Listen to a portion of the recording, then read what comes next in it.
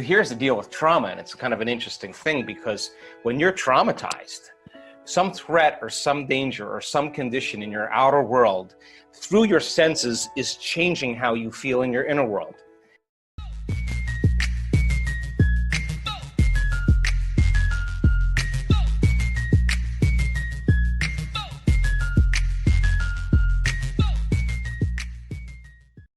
And the quotient of change between the way you normally feel in some alarm state, when you change your internal state and move into that emergency mode, you narrow your focus on the cause, and the brain freezes an image and takes a snapshot, and that's called a long-term memory. And now that image is branded holographically into the brain.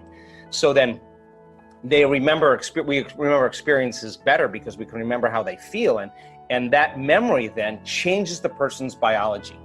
So they think neurologically within the circuits of that experience, and they feel chemically within the boundaries of those emotions, and how we think and feel becomes our state of being. Mm-hmm. So now the person biologically is changed, and many times it's the strong emotion that begins to select and instruct the gene that creates disease. Why? Yeah.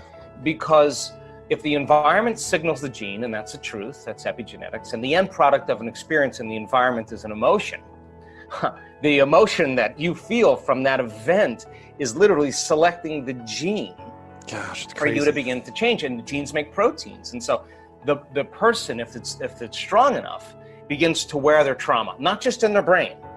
Now it's in their body, because every time they think about that trauma, every time they review it, every time they keep creating the imagery, they keep firing and wiring the circuits in their brain, and they keep feeling the feeling emotionally in their body.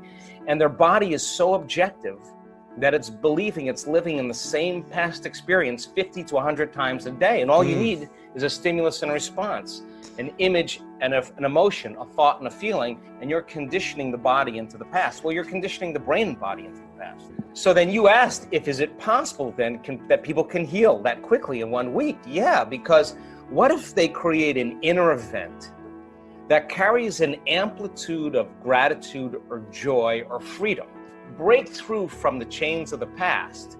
When the body is liberated and you feel that elevated emotion, the stronger the emotion you feel from that breakthrough, the more you're going to pay attention to the image in your mind. And now you're beginning to brand new circuitry in the brain, and your body's being conditioned into a new future. And the stronger the emotion you feel, and the more you pay attention to the picture, the more you're conditioning the body over time to the future instead of the past. So now you keep knocking on that genetic door emotionally, then that emotion ultimately signals a new gene that upregulates that gene to produce better proteins, and the person then all of a sudden starts healing. And we have research to show that people can do that in 4 days, signal genes to reduce cancer cells and growth, to signal stem cells to suppress, to go to active tissues and repair them and regenerate them and suppress inflammation.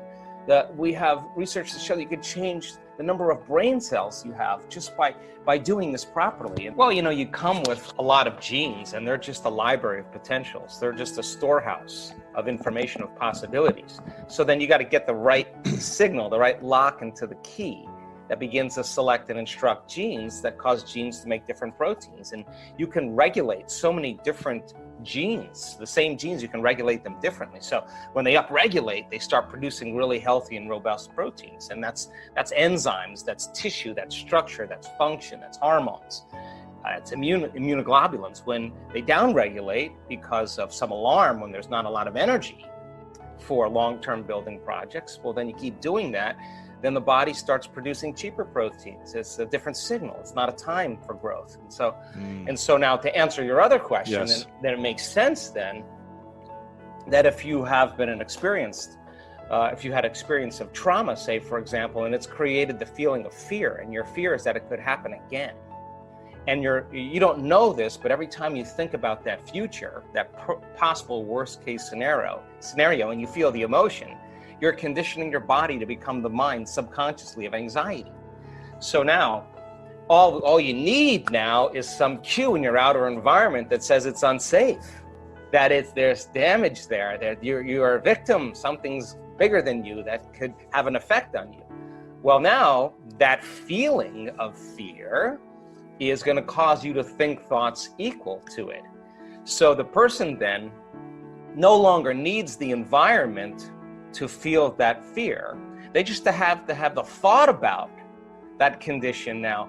And now they're literally knocking their brain and body out of balance by thought alone. And the body's constantly living in emergency mode. And it takes a lot of energy, a lot of resources to live in emergency mode all the time. And guess what system becomes compromised by it? Immune system. Your immune system. Why? Because you have two protection systems. You got a system that protects you from dangers in your outer world. That's the gas pedal. That's the sympathetic nervous system. That's the fight or flight nervous system. Danger, threat out there.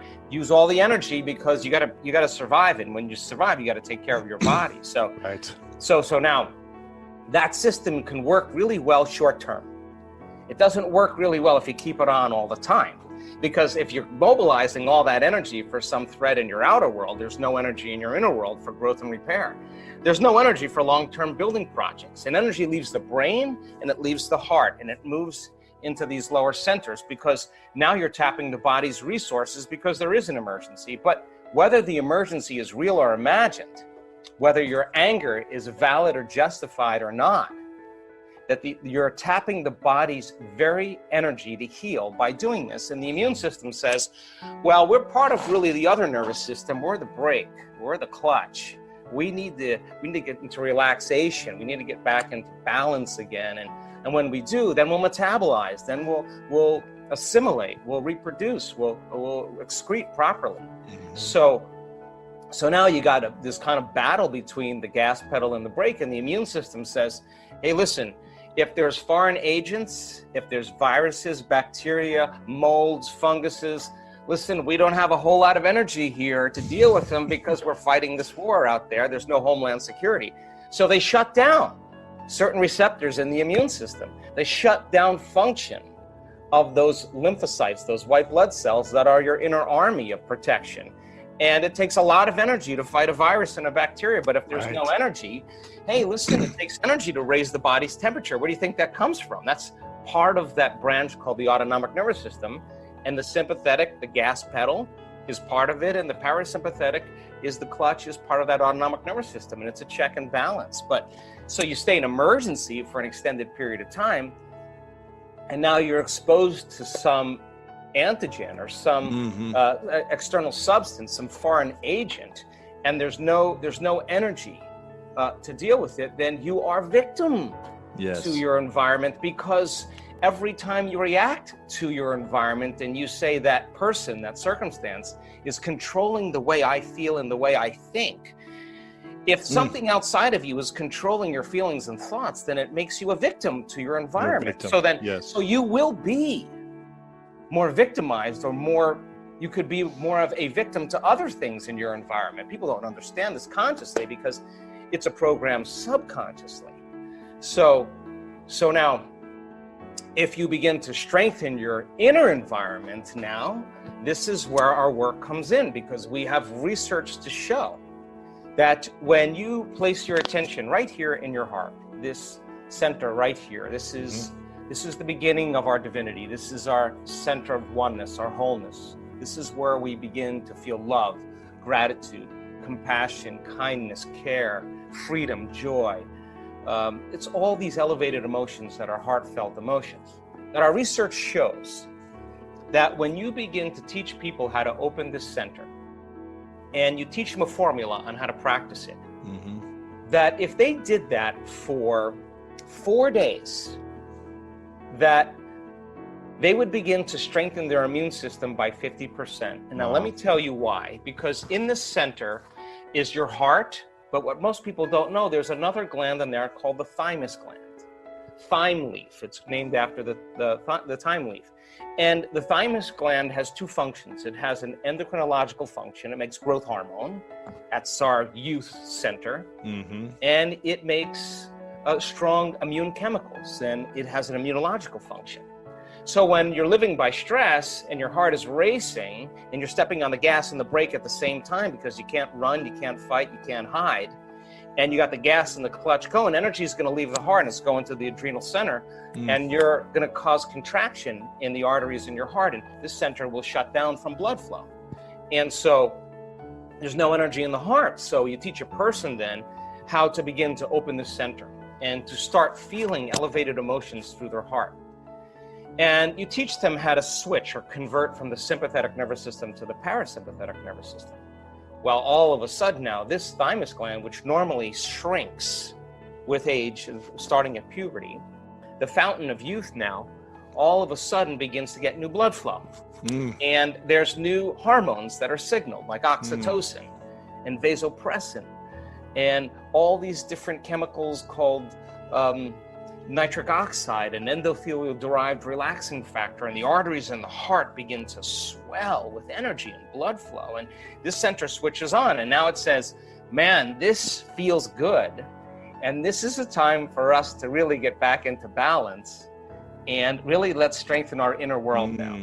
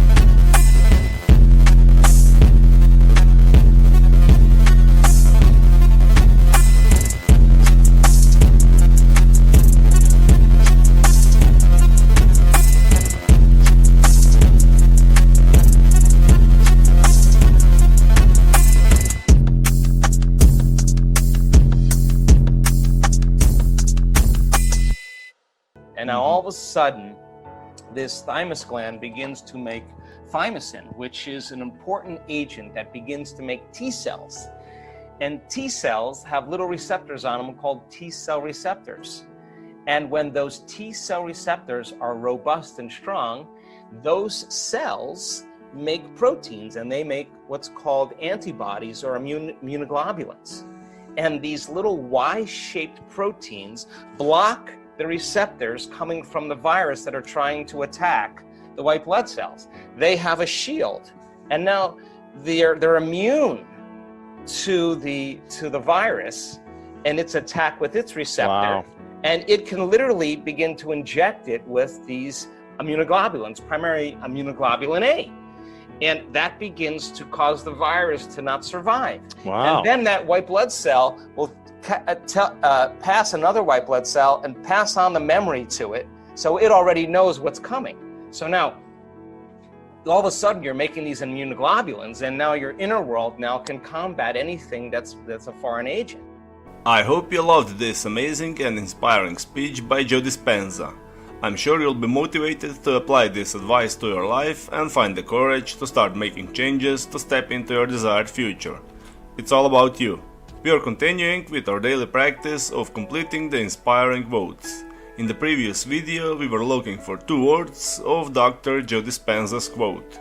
The quote goes like this: when you understand that change really requires becoming uncomfortable to a certain degree, and that's normal, you're leaving the known and step into... The correct answer is the unknown. So, when you understand that change really requires becoming uncomfortable to a certain degree, and that's normal, you're leaving the known and step into the unknown. Congratulations to everyone with the correct answer. Since I know you love Dr. Joe Dispenza, today's quote is also from Joe Dispenza. The last time many of you knew the right answer, today's quote also shouldn't be difficult to guess. We'll see. We are looking for two words, so the quote goes like this. We cannot create a new future by holding on to the emotions of... Write your answers in the comments below the video and tell me if you love this video and our new way of ending the videos. If you like this video, give your thumbs up and share it with your friends. Even if you're not sure what the correct answer is, try and guess. The first one with the correct answer is the winner. So don't forget to subscribe and hit that bell button and don't miss my new videos and new challenges. If you really like what we do here and want to support us, you can join our channel and our community for a symbolic fee and gain many other additional features. You can do that by clicking the join button next to the subscribe button, or you can click on the link in the description of this video. Stay good and have a great day.